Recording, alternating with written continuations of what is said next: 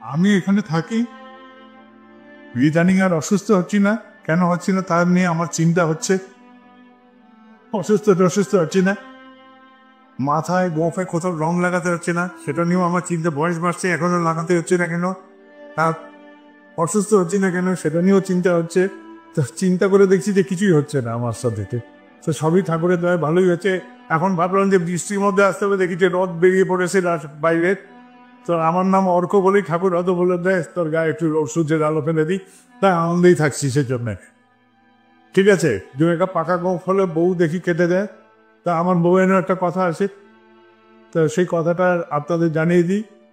তিনি বলছে যে যদি বাজারে যাওয়া হয় আর যদি আম চাওয়া হয়, তাহলে এখন আমওয়ালা জিজ্ঞেস করে ল্যাংড়া নেবে না চৌসা নেবে না হিমসাগর নেবে না অ্যালফান্সো নেবে না ফজলি নেবে। আমি বললাম আম দাও, কিন্তু আমওয়ালাতে জিজ্ঞেস করে কোন জাতের আম নেবে, এইটা একটা সমস্যা হয়। তো তিনি একটাই কথা বলছে, সব আমের যখন নাম হয় তাহলে তোমারও নিশ্চয়ই কোনো একটা নাম আছে। কত লোক এখন এসে দেখি যে আগে বলতো বাবাই দাদা, কেউ বলতো দাদা, এখন বলতে পারে না, মুখ আটকে যায়, পেটের কথা পেটে থেকে যায়। বলে আচার্যদের বলবো না, দাদা বলবো না, বাবাই দাদা বলবো, কি বলবো?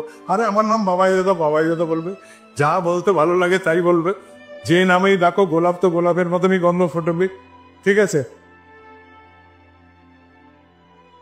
আমাকে ডাকতে যদি ভালো লাগে একান্তে যা বলবো যাই বলবো, বলতে কোনো অসুবিধা নেই, আর আমারও শুনতে কোনো অসুবিধা নেই। ঠিক আছে, তবে যারা বাকিরা শুনবে তাদের যদি অশক্তি হয় তাহলে সেই ক্ষেত্রে বিবেচনা করে বলবো আমাকে একান্তে তুমি যে বলতে চাও দাদা বাবাই দা সবই বল ফেরে। আর আমি শুনেই তো নেবো, ছোটবেলা থেকে তো এই ছবি তুলে বড় হয়েছি। ঠিক আছে, সবাই ভালো থাকবেন আর ধর আনন্দে থাকবেন।